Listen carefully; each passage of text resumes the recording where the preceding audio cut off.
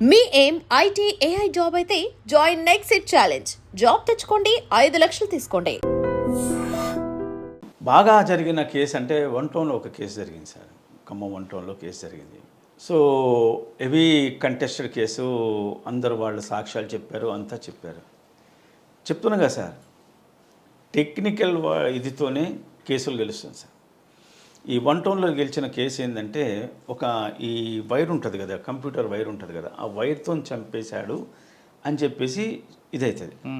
ఆ వైర్తో చంపేశాడు అన్న దానికి వచ్చేకల్లా ఆ వైరు అన్నది అదే టైప్లో మొత్తం కూడా ప్రాసిక్యూషన్ మొత్తం కూడా పోలీసు వాళ్ళు మొత్తం కూడా ఆ వైర్ మీదే కాన్సన్ట్రేషన్ చేస్తారు. కానీ even after receiving the PME report కేసుని మొత్తం వాళ్ళు ఇచ్చారు సార్.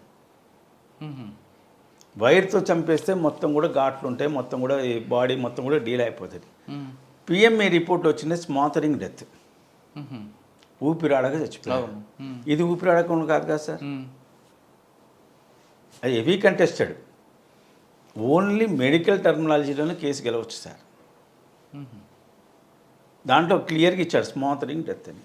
మరి ఎందుకంటే వీళ్ళు ఎక్స్పీరియన్స్ లేక లేదా పన్ను ఒత్తిడిలో అలా చేశారు సార్. అంటే మనం వికాంటే, ఎందుకంటే మనం వాళ్ళని అంటానికి కూడా మనం ఉండదు సార్. ఎందుకంటే ఆఫీసర్లకి ఇవాళ రేపు అంటే ఆఫీసర్ ఏదైతే ఐఓలు ఉంటారో వాళ్ళకి రష్ ఆఫ్ వర్క్ ఎక్కువ చేశారు సార్. వర్క్ అనేది 24 గంటలు 24 అవర్స్ ఆన్ డ్యూటీలో ఉంటున్నారు. సో ఈ కేసు ఎస్టాబ్లిష్ చేసుకోవాలి, చెందాలి అంటే, ఒక కేసు ఎస్టాబ్లిష్ చేయాలంటే they have to SIT 2-3 days correct దాని మీద కూర్చొని దాని మీద చేసుకోగలిగితే వాళ్ళు they can do anything. Even conviction ఎందుకు పడట్లేదు మీరు అంటున్నారు, వాళ్ళు చేసేదే మాకు మేలవుతుంది.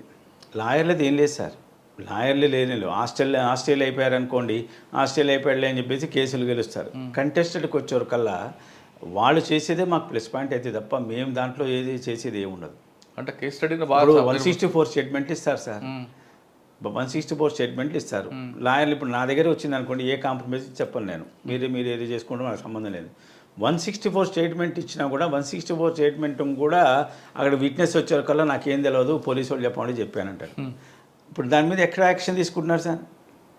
ఇప్పుడు పోలీసు వ్యవస్థలో అయినా కూడా 164 స్టేట్మెంట్ వాళ్ళు పకడ్బందీగా ఒక మేజిస్ట్రేట్ దగ్గర తీసుకెళ్ళి స్టేట్మెంట్ ఇప్పిస్తున్నారు. ఈ 164 స్టేట్మెంట్లో కూడా వీళ్ళు తప్పు ఒకటికి భయపడాలి అని చెప్పేసి ఎక్కడ యాక్షన్ లేదుగా. లేదు. ఇప్పుడు ఈ 164 స్టేట్మెంటు ఆమె అంతటా ఆమె వచ్చో వాడంతటా వాడొచ్చో చెప్పాడు చేశారని చెప్పేసి అంటారు. చెప్పారు చేశారని చెప్పేసిన తర్వాత ఇక్కడికి వచ్చేవరకల్లా ఏదో డబ్బులకు తీసుకుంటారో ఏం తీసుకుంటారో నాకేం సంబంధం లేదు, పోలీసు వాళ్ళు చెప్పమంటే చెప్పారు అంటే లాస్ట్ బ్లేమ్ ఏది పోలీసు. అందుకని వాళ్ళు కూడా వీళ్ళు ఎట్లాగో బ్లేమ్ ఏమన్నా ఇది చేస్తారు కానీ కాముని ఉంటారు సార్. రేప్ కేసులో 164 స్టేట్మెంట్ చేయిస్తారండి, తీస్తారు ఖచ్చితంగా. మేజిస్ట్రేట్ గారి ముందు చెప్తుంది ఆవిడ, నాకు పలానా వ్యక్తి చేశాడు చెప్తుంది. తర్వాత డిఫరెంట్ రీజన్స్తో ఆవిడ హాస్టల్లో అవ్వచ్చు, ఇంకేదం కూడా అవ్వచ్చు. అంటే రియల్గా కొంతమంది ఉంటారండి, అంటే విక్టిమ్ డబ్బుల విషయంలో కానీ లేదా వాడు పెళ్లి చేసుకుంటారంటే సొసైటీ కోసం అంటారు. కానీ కొంతమంది ఫాల్స్ కేసు పెడతారు 376లో, 164 స్టేట్మెంట్ ఇస్తారు, కొంత అమౌంట్ రాగానే విత్డ్రా అయిపోతారు. అవును సార్. కానీ కోర్టు టైం వేస్ట్ చేసినందుకు మేజిస్ట్రేట్ వాళ్ళ మీద కూడా కేసు పెట్టచ్చా? వాళ్ళ మీద పెట్టవచ్చు సార్. అంటే మాకు కోర్టుల గురించి మనం చెప్పేంత గొప్పవాళ్ళం కాదు సార్. ఈవెన్ ఈరోజు కూడా నేను అంత గొప్పవాడిని కాదు కోర్టు గురించి చెప్పేది. యాక్చువల్లీ చెప్పాలంటే court can give conviction to anybody sir.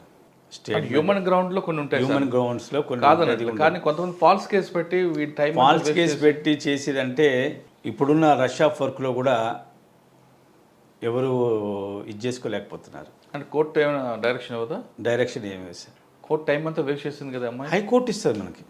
High court మీరు చూడండి, ఫాల్స్ ఫైల్ చేస్తే ఎమ్మడే 50,000 1 lakh 50 lakhs 1 crore ఎంతైనా ఇస్తుంది హైకోర్టు. కానీ లోయర్ కోర్టుకు వచ్చేవరకు అట్లా ఉండదు సార్. ఎందుకంటే ఈ కేసు అయిపోయింది, ఎక్విటల్ అయిపోయింది అని చెప్పేసి చూస్తారు. ఎందుకంటే ఇక్కడ ఉన్న వర్క్ ప్రెషర్ అన్నది డైలీ ఇక్కడ ఉన్న మేజిస్ట్రేట్లు కానీ జడ్జెస్ కానీ 150-200 కేసెస్ చూస్తుంటారు సార్. సో ఆ రష్ ఆఫ్ వర్క్లో రోజు పాస్ ఓవర్లు ఉండేది 50-60 కేసెస్ పాస్ ఓవర్లు ఉంటాయి. ఈ యొక్క రష్ ఆఫ్ వర్క్లో మళ్ళీ అడ్మినిస్ట్రేషన్ వర్క్, ఈ వర్కులలో వాళ్ళకి అంత ఇది రాదు.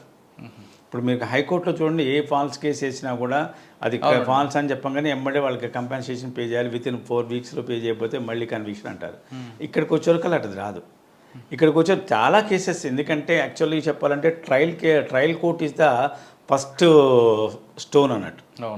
శంకుస్థాపన అనేది మా దగ్గరనే నడుస్తుంది. ఈవెన్ మేము సివిల్లో డ్రాఫ్ట్ చేసిన, ఈ క్రిమినల్లో క్రాస్ ఎగ్జామినేషన్ చేసినా ఇదే నడుస్తుంటుంది. సో దీనివల్ల మా యొక్క బిల్డప్ అనేది ఎక్కడికి పోయినా నడుస్తుంటుంది తప్ప ఇక్కడ నచ్చోకలు ఇక్కడ ఎక్విటల్ అయిపోయినాయి. సపోజ్ ఎక్విటల్ మీద కన్విక్షన్ హైకోర్టుకి వేస్తారు కొంతమంది. హైకోర్టుకి వచ్చిన తర్వాత అక్కడ కూడా సేమ్ ఎక్విటల్ లాగానే ఉంటుంది అది. ఎందుకంటే ల్యాక్ ఆఫ్ ఎవిడెన్స్ అనేది వీళ్ళు చేసిన ఇదంతా కూడా అదే రికార్డుకి వస్తుంది కాబట్టి రికార్డ్నే ఫాలో అవుతుంది. కోర్టు ఏం సార్, సాక్షులు కావాలి. ఏంటంటే మెటీరియల్ ఎవిడెన్సే అడుగుతుంది కోర్టు. మెటీరియల్ ఎవిడెన్స్ కనుక లేదనుకోండి, ఎవ్వరు ఇవ్వడానికి లేదని మన రాజ్యాంగమే చెప్తుంది. కాన్స్టిట్యూషన్ ఆఫ్ లానే అదే చెప్తుంది మనకి. ఏంది ఎవిడెన్స్ ఏది కూడా లేకపోతే ఎట్లా కూడా చేయడానికి లేదని ఇండియన్ ఇదే ఉంది. ఇప్పుడు కొత్తగా ఇది వచ్చింది కాబట్టి, బిఎన్ఎస్ఎస్ వచ్చింది కాబట్టి కొంచెం ఏమైనా స్ట్రగుల్ అంటే అన్నిటి మీద ఉంటుంది. ఇప్పుడు ఓకే, మీ సర్వీస్లో మీకు బాగా టఫ్ ఇచ్చిన ఐఓ కానీ లేదంటే పీపీ కానీ ఎవరు ఉన్నారండి? టఫ్ ఇచ్చిన పీపీ అంటే కనిపించలేదా? సరే, ఒక బెస్ట్ ఐఓ చెప్పండి. ప్రాపర్గా ఇన్వెస్టిగేట్ చేశాడు, కరెక్ట్గా ఉందిరా అని. బెస్ట్ ఐఓ చెప్పాలంటే నేను అంటే 420 కేసెస్లో కానీ చేశాను. సారంగపణి చేశాను సార్. ఎస్టాబ్లిష్మెంటు ఒక కేసులో ఒక ఆఫీసరు చీట్ చేస్తాడు. ఇది కో ఎంప్లాయీని చీట్ చేసిన తర్వాత ఆయన ఇక్కడ 2 టౌన్లో, ఆయన అప్పుడు 2 టౌన్ సీఏ ఉండే సార్. ఆయన తర్వాత నరేష్ రెడ్డి గారు చేశారు ఒక 302లో. అంటే వీళ్ళు చేసింది ఏంటంటే లోతుకు పోయి అసలు ఎక్కడ జరిగింది, ఏం జరిగింది అని లోతుకు పోయి ఆయన గారు ఇప్పుడు సారంగపాణి ఉన్న 420లో మధుర వెళ్ళి మధుర ఎంక్వైరీ చేసి ఇక్కడ మొత్తం అంటే ఒక ఆఫీసర్కి అవసరం లేదు. ఒక ఆఫీసర్కి అవసరం లేదు. అశోక్ కుమార్ గారు ఉన్నారు, మనుగూరు అడిషనల్ ఎస్పీగా చేశారు ఆయన. ఆయన చేసిన కేసులలో కూడా మీరు ఆయన కేసులు చదవండి ఎప్పుడన్నా అంటే మీరు చెప్పకూడదు, చదవండి కేసులు. అంటే ఎస్టాబ్లిష్ చేసింది ఎట్లా రిమార్క్స్ అన్నది కూడా ఆయన చెప్తారు మీకు. ఏ రిమార్క్స్ వల్ల ఈ కేసు, ఇంకో విషయం మీకు ఆయన దగ్గర పోండి, ఒకటే చెప్తాడు, ఈ కేసు గెలుస్తుందా గెలవదా, ఈ కేసు గెలుస్తుందా గెలవదా ఆయనే చెప్తాడు. పోలీసు వాళ్ళని గెలుస్తామా లేదా అని చెప్తాడు. ఎందుకంటే మేము చేసే తప్పు ఏంటని ఆయనకు బాగా తెలుసు. అంటే ఆయన లాయర్ అయితే ఇంకా బెస్ట్ టైం. అంటే వీళ్ళందరికీ కూడా సార్, వీళ్ళందరికీ కూడా ఎట్లా అంటే కొంతమంది ఆఫీసర్స్ ఉన్నారు, గుడ్ ఆఫీసర్స్ ఉన్నారు. ఆఫీసర్స్ వాళ్ళు ఇప్పుడు నేను ఇప్పుడు చెప్తున్నాను కదా సార్, 94లో నేను కష్టపడ్డది ఎట్లుందో 94లో ఉన్న ఎస్ఐసిఏలు ఇప్పుడు ఈ రోజు ఉన్న ఆఫీసర్లు, అంటే అప్పటి నుంచి ప్రమోషన్ మీద వచ్చిన ఆఫీసర్లు ఆ యొక్క కేటగిరీలో వచ్చి వాళ్ళు ఎట్లా చేయాలి, వాళ్ళకి నేర్పిన పద్ధతి అనేది ఉన్నది. ఇప్పుడు అశోక్ కుమార్ గారు కానీ లేకపోతే సారంగపాణి కానీ వీళ్ళందరికీ ఏంటంటే కొంచెం వాళ్ళు నేర్చుకున్నది ఏంటంటే వాళ్ళకి నేర్పిన పద్ధతి ప్రకారం పోతారు వాళ్ళు. ఓకే, వాళ్ళకి నేర్పిన ప్రకారం పోతే ఏంటంటే అప్పుడు ఏంటంటే కొంచెం వాట్ ఈజ్ వాట్ అనేది వాళ్ళకి తెలుస్తుంది. అదొకటి, ప్లస్ వాళ్ళకు ప్యాషన్ ఉంది. అంటే ఇప్పుడు వాళ్ళకి వెనకటి ఎట్లా ఆలోచించేవాళ్ళండి సార్, వాళ్ళు చేసిన ఆఫీసర్లు ఎట్లా ఆలోచన. ఇప్పుడు నేను ఒక కేసు గెలిస్తే నాకు 4 కేసులు వస్తాయి. వెనకటి ఆఫీసర్లు ఎట్లా ఆలోచించంటే ఒక కేసు గెలిస్తే అతనికి ఒక వార్డు వస్తుంది.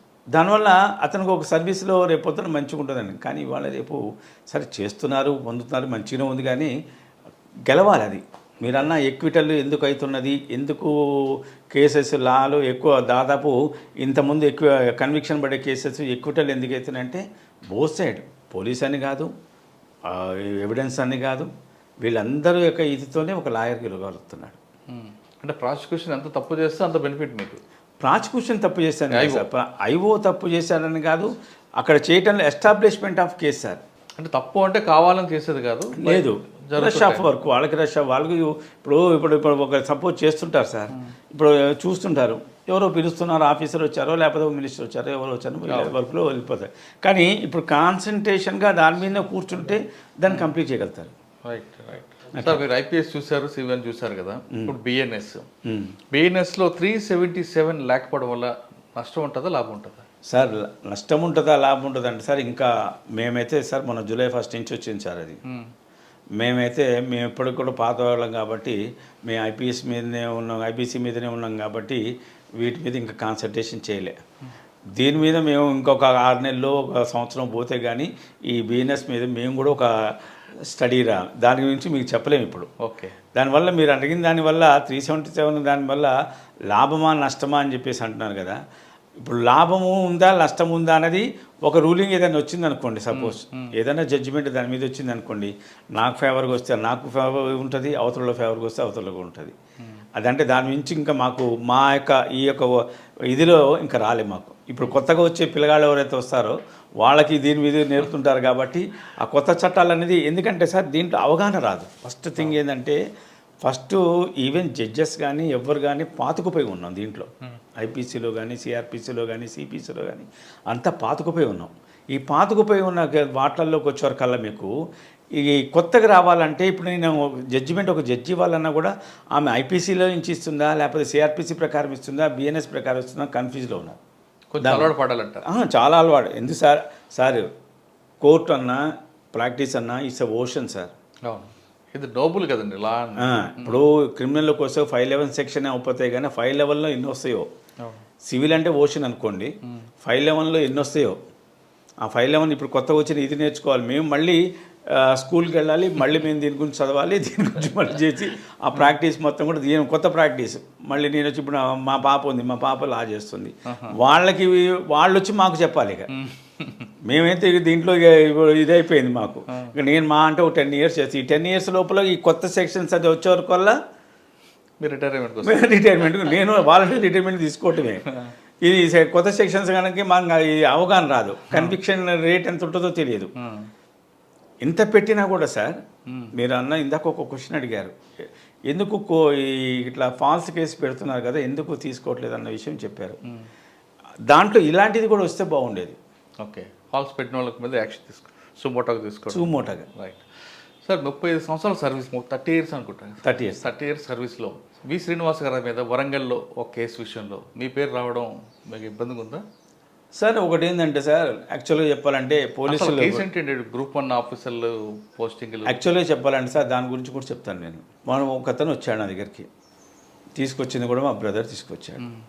మా వాడికి ఏదో ప్రాబ్లం ఉంది, ఇట్లా అప్పులు చేసి చెందాడు అని చెప్పేసి చెప్పాడు.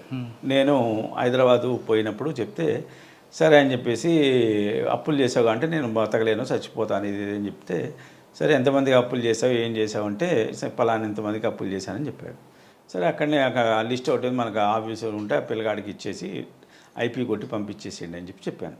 ఓకే, చెప్పిన తర్వాత ఆ ఫీజు ఏముందో అట్లా ఇచ్చేసేయండి వాళ్ళు ఐపీ కొట్టి. సార్ ఐపీ పెట్టాలంటే ప్రాపర్టీస్ ఎంత ఉండాలండి? ఒక వ్యక్తికి ₹1,00,000 అప్పు ఉందనుకోండి, ₹1,00,000 తీర్చలేడు, ఆయన ప్రాపర్టీ 2 లక్షలు ఉందనుకోండి, పెట్టొచ్చా? ప్రాపర్టీ ఒకటి చెప్తున్నా సార్, అయితే దీంట్లోనే చెప్తాను మీకు. ఐపీ పెట్టాలంటే ఐపీ పెట్టాను, అయిపోయింది. అది నెంబర్ అక్కడ నేను మళ్ళీ ఫోన్ కూడా పోలేదు, ఫైల్ చేశారు నెంబర్ ఓన్లీ చెప్పాను, అక్కడ అతనికి చూసుకోండి అమ్మా అని చెప్పాను. ఆ వకాలతో ఒకదాని మీద సంతకం పెట్టాను, వచ్చేసాను నేను. సార్ ఐపీ ఫైల్ చేశాను అంటే ఫాలోఅప్లో ఉన్నాను, ఫైల్ చేశారు. ఫైల్ చేసిన తర్వాత ఐపీ సమన్స్ పోయినాయి సార్. సమన్స్ పోయిన తర్వాత వన్ ఆఫ్ ది పర్సన్ నా దగ్గరికి వచ్చారు, వచ్చి ఖమ్మం ఎత్తుకుండా అడ్రస్ ఎత్తుకుంటూ వచ్చారు. సార్ మీరు ఇట్లా ఐపీ పెట్టారు, ఇది జరిగింది సార్ అని చెప్పేసి అన్నాడు. మీ దగ్గర ఏమున్నాయి ఆ కాగితాలు అంటే మా దగ్గర ఏం కాగితాలు లేవు సార్, ఒక్క కాగితం కూడా మీ కోట్లు డబ్బులు ఇచ్చాం, ఒక్క కాగితం కూడా లేదు సార్ మా దగ్గర, మేమైతే నేను క్రోర్స్ ఇచ్చాను సార్ అని చెప్పేసి అన్నాడు. మీరు ఇన్ని క్రోర్స్ ఇచ్చారని చెప్పేసి అంటారు, ఒక కాగితం లేదంటున్నాడు, వాడో ఐపీ అని చెప్పేసి అంటున్నాడు. మరి నేనేం చేయను? ఇప్పుడు మర్డర్ కేసు వచ్చినా నేను చేయాలి, 420 వచ్చినా నేను చేయాలి, దొంగతనం వచ్చినా నేను చేయాలి, నా ప్రొఫెషన్ అది. నా ప్రొఫెషన్లో నేను చేస్తాను తప్ప నేను కాదంటే టోటల్ ఇండియా మొత్తం మీద పోతే దాదాపు 16 లక్షల చిల్లర ఉన్నారు అడ్వకేట్లు. ఈ అడ్వకేట్ల దగ్గరికి ఎవరి దగ్గరికి పోతాడు కదా, నా దగ్గరికే రావాల్సిన. సో ఐపీ పెట్టిన తర్వాత దాంట్లో తర్వాత తెలిసిన తర్వాత అది జరిగిన 3 ఇయర్స్ తర్వాత అది ఐపీ పెట్టిన 3 ఇయర్స్ తర్వాత ఒక కేసు అనేది పెట్టారు. పెట్టిన తర్వాత దాంట్లో యాజ్ ఏ అడ్వకేట్గా నేనేం చేస్తాను? ఇప్పుడు నా మీద పెట్టిన కేసు అంటున్నారు కదా, నేనేం చేస్తాను? నేను ఐపీ పెట్టాను, నేను నాకు చెప్తే నేను హైకోర్టు క్వాష్ చేశాను, యాజ్ ఏ అడ్వకేట్గా నేను నా డ్యూటీ నేను చేశాను, క్వాష్ చేసుకున్నాను. సో నేను ఇప్పుడు వేసిన తర్వాత as on the date of filing of my IP before 10 years నాకు పోలీస్ ఆఫీసర్లు ఫోన్ చేస్తే బిఫోర్ 10 ఇయర్స్ నాది ఒకటే ఫోను, నా ఫోన్ నెంబర్ ఒకటే. నేను ప్రాక్టీస్కి వచ్చిన దగ్గర నుంచి కానీ లేదా ఈ ఫోన్లు వచ్చిన దగ్గర సెల్ ఫోన్లు వచ్చిన దగ్గర నుంచి కానీ ఈ రోజు వరకు కూడా ఒకటే ఫోన్. మీరు పోలీస్ ఆఫీసర్లే కదా, వాడు నాతో కాంటాక్ట్ అయ్యాడు. ఈవెన్ నా మిస్సెస్ ఫోన్ నెంబర్ ఇస్తా, నా బ్యాంక్ అకౌంట్స్ ఇస్తా, నేను వాడుతూనే లావాదేవీలు పొందాను.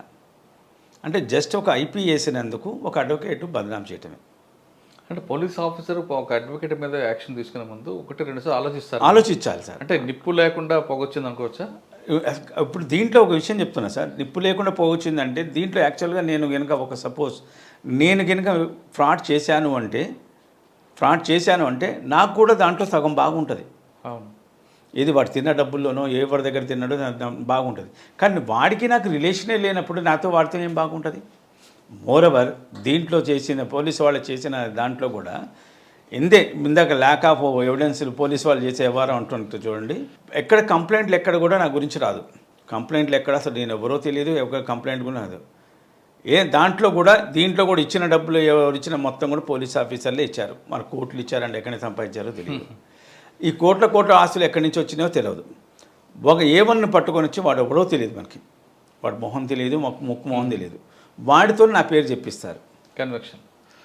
కన్ఫ్యూషన్ పంచనామాతో వాడితో నా పేరు చెప్పిస్తారు. అది చల్లదు కదండి. కన్ఫ్యూషన్ పంచనామా రికవరీ అనేది ఎక్కడ చూపించారు. అసలు ఇంకొక పైన హైలైట్ ఏంటంటే సార్, ఎవడి పేరు మీద ఎవడైతే నా దగ్గరకు వచ్చి ఐపీఏసి ఇచ్చేసాడో వాడు మంచి యాంటిసిపేటర్ తీసుకున్నారు, పోలీసు వాళ్ళు ఏం చేయరు. వాడు యాంటిసిపేటర్ తీసుకున్నాడు, వాడి దారిని వాడు వెళ్ళిపోయాడు. మీకు మాత్రం నాకు ఒక బ్యాడ్ని ఒక మచ్చ పెట్టాను, నా 30 ఇయర్స్లో ఒక మచ్చ పెట్టాను. నేను ఈవెన్ ఈ రోజు వరకు కూడా నేను యాక్సిడెంట్ కేసులో చిన్న ఎన్పి తెచ్చాను. ఎందుకంటే నాకు ఒక ఫీలింగ్ అది, ఆ అమౌంట్ తినొద్దని. అలాంటిది ఎవడో జాబులు చేసిన. ఇంకొక హైలైట్ చెప్పనా సార్, దీంట్లో నేను ఐపీ వేయటం వల్ల ఎవరైతే ఫ్రాడ్ అని చెప్పేసి అన్నారో వాళ్ళకి ఒక అమౌంట్ చూపించిన నేను. సపోజ్ నేను ఐపీ వేయలేదనుకోండి, వాడి దారిని వాడు వెళ్ళిపోయింది అనుకోండి, వీళ్ళ దగ్గర ఒక్క కాగితం లేదు. ఇన్ని కోట్లు ఇచ్చాను, ఇన్ని లక్షలు ఇచ్చానని చెప్పి రాశారు. రాసిన దాంట్లో ఎక్కడ కూడా ఒక్క కాగితం లేదు. ఇవాళ రేపు ₹1,00,000 ఇస్తే కాగితం ఉంటుంది, 10,000 ఎడితే కాగితం ఉంటుంది. కోట్ల డబ్బులు ఇచ్చామని చెప్పేసి అంటున్నారు వీళ్ళు, లక్షలు ఇచ్చామని చెప్పేసి అంటున్నారు. మరి ఒక్క కాగితం లేదు. నేను ఐపీ వేయటం వల్ల వాళ్ళకు ఒక సోర్స్ వచ్చింది. అవును, కరెక్ట్. అది నేను ఐపీ వేయటం వల్ల ఇంకా వాళ్ళకి సోర్స్ వచ్చింది. వీడు ఫ్రాడ్ చేశాడు, క్రెడిట్ కార్డుకు డెబిట్ కార్డుకు ఐపీఎల్ వేయటం కదా, దీనివల్లనే కదా. ఈ ఐపీ వేయటం వల్ల వాడికి ఇంతమంది 54 మంది 56 మంది ఉన్నారు. 56 మంది ఎంత ఫ్రాడ్ చేసినాడు కంటే ఈ ఐపీ ప్రకారం మాకు డబ్బులు రావాలని చెప్పుకోవచ్చు కదా. అంటే నేను మంచి చేస్తే అది నాకే చెడు కొట్టింది. అంటే ఎవరు కాన్స్పరెన్సీ ఎవరున్నారు అనుకుంటారా దీనికి? ఉండొచ్చు సార్, మనం వీ కాంట్ సే, ఉండొచ్చు. నేను అంటే ఏ ఆధారం లేకుండా పోలీసులు ఎందుకు పెడతారండి ఒక అడ్వకేట్ మీద? అంటే అదే సాహసం చేయరు కదా పోలీసు కూడా. కనీసం నన్ను అడగాలి, ఏమండి మీరు ఇట్లా ఐపీ పెట్టారు, పలానా వాడు ఇది ఉన్నది ఇలా అని చెప్పేసి నన్ను ఒక సీనియర్ అడ్వకేట్ కాబట్టి నన్ను అడగాలి ఇట్లా చేశారని. దాన్ని నేను కొంచెం ఎక్స్ప్లెనేషన్ ఒక రిటర్న్ ఎక్స్ప్లెనేషనో లేకపోతే ఓరల్ ఎక్స్ప్లెనేషనో లేకపోతే రికార్డెడ్ ఎక్స్ప్లెనేషనో ఏదో ఒకటి ఎక్స్ప్లెనేషన్ నేను ఇచ్చిన తర్వాత then whether they are not satisfied పెట్టచ్చు. అప్పుడు నా మీద ఎంక్వైరీ చేసుకొని నా బ్యాంక్ అకౌంట్స్ కానీ, నా ఇల్లు కానీ, నా వాకిళ్ళు కానీ ఏది కానీ చూసుకున్నా కూడా వాళ్ళు ఏది చేసుకున్నా నా ఇది మొబైల్ కానీ, నా ఫ్యామిలీ మెంబర్స్ మొబైల్ కానీ, ఈ ట్రాన్సాక్షన్ జరిగేటప్పుడు ఈ యొక్క ఎవరైతే ఉన్నారో వాళ్ళు ఎవరైనా కాంటాక్ట్లో ఉన్నారా అని చెప్పేసి అంటాను. కానీ నా పేరు మీద ఇంకెన్ని ఫోన్ నెంబర్లు ఉన్నాయో ఆ ఫోన్ నెంబర్లు ట్రాన్స్ చేయటం కానీ చేస్తే, ఎందుకంటే ఒకరోజు కాకపోయినా ఒకరోజైనా మాట్లాడుకుంటాడు ఎవడోవాడు. అంటే మరి అపవాదం ఎలా బయటపడతారు మరి? సార్ ఒకటేంటంటే నేను చేసినట్టు ఇప్పుడు క్రాష్ చేశాను సార్. ఇన్ని కేసులలో నేను ఎట్లా బయటపడ్డానో నా కేసులో ఎట్లా బయటపడాలో కూడా నాకు తెలుసు సార్. ఎందుకంటే నేను భగవంతుడి వల్ల నేను కల్పిట్ని కాదు, నేను బాబా భక్తుడిని. నేను కల్పిట్ని కాదు, నేను మోసం చేయలేదు. ఒకళ్ళు మోసం తమ్ము మనకు అక్కర్లేదు. ఎంత ఈజీగా అసలు కల్పిట్లే బయట తిరుగుతున్నారంటే నేను ఏం చేయనోడు, మరి నేనేం చేయాలని అర్థం కావట్లేదు. అంటే పోలీసు వ్యవస్థలో నా పేరు పెట్టడం వల్ల ఏం సాధిద్దాం అనుకున్నారు, ఏం లేదు. దానివల్ల ఏం ఉపయోగం అన్నది కూడా నాకు తెలియదు. కానీ మీకైతే బాధాకరంగా అనిపిస్తుంది కదా? చాలా బాధాకరం సార్. మీరు బిలీవ్ ఆర్ నాట్, నేను ఒక 1 మంత్ కోర్టులో కూడా మొహం చూయించుకోలేకపోయాను. ఎందుకంటే నేను అసలు ఇంకో విషయం హైలైట్ చెప్పనా సార్, నేను I'm not file the IP. నేను అక్కడ సంతకం పెట్టాను, లిస్టు చూశాను, దాని మీద మా ప్రొఫార్మా ప్రకారం కొడతాము, ఎవరెవరికి ఉందని చెప్పేసి అంటాం, వీళ్ళ కింద తీయాలి, వీళ్ళ కింద ఆ పేర్లు కొట్టాము, అయిపోయింది. సంతకం ఓన్లీ ఒకవేళ సంతకం పెట్టి అక్కడ ఫైల్ చేసాం. మరి ఫైల్ చేసినంత మాత్రాన్ని నేను డబ్బులు వాళ్ళకి ఇప్పిస్తున్నాగా. పొద్దున కోర్టులో ఎంబ్రాసింగ్ ఎలా ఫేస్ చేస్తున్నారండి సార్? ఒకటేంటంటే నా గురించి మా ఖమ్మం కోర్టులో అందరూ తెలుసు సార్. నన్ను నమ్ముకుని వచ్చినవాడు ఎవడే కూడా అన్యాయం కాడు, నేను ఒకటి మోసం చేయను అని అందరూ తెలుసు. కాబట్టి అందరు నాకే సపోర్ట్ చేశారు తప్ప నువ్వు అలా చేయవన్నా నీకెందుకు, నువ్వెందుకు బాధపడుతున్నావు అని చెప్పి బాధపడటం. ఎందుకంటే ఆ విషయంలో కొంచెం నేను నర్వస్ ఫీల్ అయ్యాను సార్. నాకు ఆ ఆఫీసర్లు కూడా నాకు తెలుసు. పోలీసు వీళ్ళు మీరు బార్ కౌన్సిల్ కంప్లైంట్ చేయలేదా? చేయలేదు సార్, ఎందుకంటే తెలుసు వాళ్ళకి. ఈవెన్ అక్కడ కేసు రిజిస్టర్ చేసిన ఆఫీసర్ కూడా నేను తెలుసు. మరి ఎందుకు అంత తొందరపడ్డారు? అది వాళ్ళకి ఏం ప్రెషర్స్ వచ్చినాయో మనకు తెలియదు. కానీ ఎవరైతే ఆఫీసర్ నా పేరు మీద చేశారో ఆఫీసర్ని కూడా చాలా కేసులలో కూడా నేను క్రాస్ ఎగ్జామినేషన్ చేశాను, ఆ కేసులు గెలిచాను కూడా. ఎందుకంటే ఆయన కూడా నాకు సంగతి తెలుసు ఖమ్మంలో ఇవన్నీ ఆయన కూడా చెప్పారు, ఆయన అలాంటి వాడు కాదని చెప్పేసి నా గురించి ఎంక్వైరీ చేశాడు కూడా. సో ప్రెజర్స్ ఏం పెట్టారో ఏం తెలియదు. ఇప్పుడు ఏమైంది సార్, ఒక మాట వాడిని రికవరీ అనేది ఎట్లా చేస్తారు చెప్పండి? అదేలేండి. రికవరీ అనేది ఎక్కడ చేస్తారు? Without proof of document how can they recovered? ఇప్పుడు నేను చేసిన దానివల్ల, నేను ఐపీ వేయటం వల్ల వాళ్ళకు ఒక దారి చూపించిన వాడికి అక్కడ మంచి ఏమంటారు అన్నీ పోసేశారు అక్కడ. ఓకే సార్, ఐపీ వేయాలంటే ఏం చేయాలంటే? ఐపీ వేయాలంటే ఏమి లేదు, 1 లక్ష రూపాయలు అప్పు ఉందనుకోండి, ఆయన దగ్గర ప్రాపర్టీ లేదు, ఏం చేయాలి అంటే? రేషియో ఎంత ఉండాలి? రేషియో అంటే అన్లిమిటెడ్ సార్, 0 నుంచి అన్లిమిటెడ్ అమౌంట్ ఓకే, ఎంతకైనా వేసుకోవచ్చు. ఐపీది మనకి ఇచ్చిన చట్టాల ప్రకారం లేకుండా వేయచ్చు, ఏం లేకుండా 0 నుంచి. ఒకవేళ ఉండి అంటే సార్ యాక్చువల్గా 2 రకాలుగా చెప్తా సార్ మీకు. ఒకటి అంటే నేను డిఫెన్స్కి వస్తే ఏం చెప్తాను, నేను ఐపీఎస్ అని చెప్తాను. సపోజ్ ఐపీఎస్ అని అనుకోండి, నేను నాకు ఇప్పుడు ఐపీఎస్ అని చెప్పేసాను, దాంట్లో ఇంకో మెయిన్ విషయం చెప్పలే మీకు. ఈ ఐపీఎస్ అని చెప్పాను కదా, ఏదైతే మీరు వరంగల్ కేసు అని దాంట్లో వాడిది 5 కోట్ల ప్రాపర్టీని కోర్టులో రిసీవర్ అపాయింట్మెంట్కి వేసాను నేను. ఓకే, మరి 5 కోట్ల ప్రాపర్టీని ఏంటంటే ప్రాపర్టీ అమ్మితే డబ్బులు వస్తాయిగా. మరి నేనెందుకు ఫ్రాడ్ చేయాలి అనుకుంటే ఆ ప్రాపర్టీని చూపించనుగా. అట్లా సరే, 2 విషయాలు చెప్పండి. రెండో విషయం ఏంటంటే, ఇప్పుడు ప్రాపర్టీ ఈ ప్రాపర్టీని ఒక 1 ఇయర్ 2 ఇయర్స్ లోపల కనుక ఐపీ పెట్టే 2 ఇయర్స్ లోపల కనుక ప్రాపర్టీ అమ్ముకున్నారనుకోండి, ఐపీలో మనకి రైట్ ఉంటుంది. కొంతమంది కావాలంటే కుటుంబాల మీద పెట్టి ఐపీ పెడుతుంటారు. అంటే చాలామంది కుటుంబాల మీద పెట్టి అంటే అట్లా కొంతమంది చేయరు కానండి. యాక్చువల్లీ ఏంటంటే ఎగ్గొట్టేటోడి స్వభావం ఉంటే వాడు ఏదేం చేస్తాడు. ఇప్పుడు సింపుల్ సార్, ఎంతోమంది ఐపీఎల్ పెట్టి పోయిన తర్వాత ఐపీ డిక్లేర్ చేసుకుంటారు, డిస్మిస్ చేసుకుంటారు. 1 సంవత్సరం 2 సంవత్సరాల తర్వాత మళ్ళీ అగైన్ వాడు వస్తాడు, మళ్ళీ వాడి బిజినెస్ వాడు చేస్తూనే ఉంటాడు. అది ఒక కామన్ ఫ్యాషన్. దాని మీద ఎట్లాంటి సివిల్ నేచర్ వచ్చాక ఎలాంటి కన్విక్షన్లు ఉండవు, ఎలాంటిది ఉండవు, కాబట్టి వాడు బిందాస్. ఓకే సార్, ఫైనల్గా చెప్పండి, ఈ ప్రొఫెషన్లో రావాలనుకున్న వాళ్ళకి మీరు ఇచ్చే మెసేజ్ ఏంటండి? Hard work sir, it's a ocean. ఒక్కసారి, ఎందుకంటే వెరీ టేస్టీ. అడ్వకేట్ వృత్తి అన్నది చాలా టేస్టీ ఉంటుంది సార్. ఎందుకంటే ఈరోజు మీరు ఒక పిటిషన్ ఇస్తారు, నేను దానికి ఒక కౌంటర్ వేస్తాను, మీరు ఆ కౌంటర్ మీద ఇంకో ఆర్గ్యుమెంట్ చెప్తాం, దాని మీద మీరు చెప్పే ఆర్గ్యుమెంట్ మీద నేను ఇంకో పిటిషన్ ఇస్తాను. అంటే ఇట్స్ ఏ ఛాలెంజింగ్ గేమ్ అన్నట్టు. చాలా ఇంట్రెస్ట్గా ఉంటుంది సార్. హార్డ్ వర్క్ ఉన్నదనుకోండి, ఎక్కడైనా సక్సెస్ కావచ్చు. ఓకే, పేదవాడికి న్యాయం చేయాలంటే లా ప్రొఫెషన్ రండి అంటున్నారు శ్రీనివాస్ గారు. ఆయన చెప్తున్నట్లుగా ఇది ఓషన్ గ్లోబల్, ఎప్పుడు కూడా దీన్ని నిరంతరం చదువుతుండాలి. ఒక్కొక్క పిటిషన్కి వస్తుంటే దానికి ఇంకా మన బ్రెయిన్ వర్క్ ఎక్కువ ఉంటుంది, కాబట్టి ఇది చాలా పర్ఫెక్ట్గా ఉంటుంది. కాబట్టి ఖచ్చితంగా లా ప్రొఫెషన్ రండి, పేదవాడికి న్యాయం చేయడానికి ఇది బెస్ట్ ప్లాట్ఫామ్ అంటూ శ్రీనివాస్ గారు చెప్తున్నారు. ఇది శ్రీనివాస్ గారితో ఎక్స్ప్లెయిన్ చేశారు. వచ్చే వారం మరొకసారి కలుద్దాం. అంతవరకు నమస్తే. Thank you sir, thank you very much. నమస్తే సార్.